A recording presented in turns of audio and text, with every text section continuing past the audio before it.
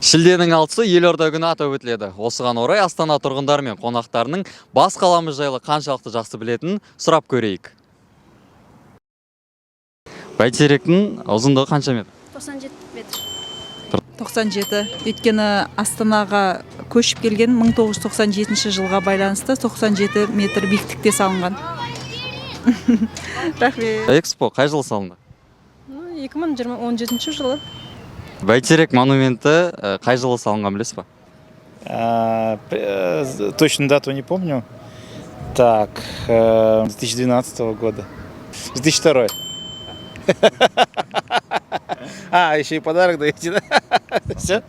Қай жылы 17 ма 16 ма 17 да, кажется.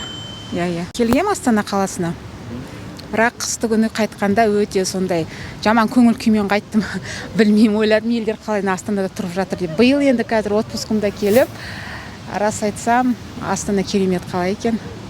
Осы біздің елімізде, жерімізде мақтанатын қала. Биыл Астанамыздың туған күні әдеттегідей жоғарғы деңгейде атап өтіледі. 6 шілде күні сағат 18:00-де Экспо алаңында мерекелік концерт ұйымдастырылады. Концертте Құрмаш Махан, 91 секілді жұлдыздар өнер көрсетеді. Сонымен қатар елордамызда дрондар шоу болады деп жоспарлануда. Әмір Жәнібек, Рахат Жора, арнайы QR News үшін.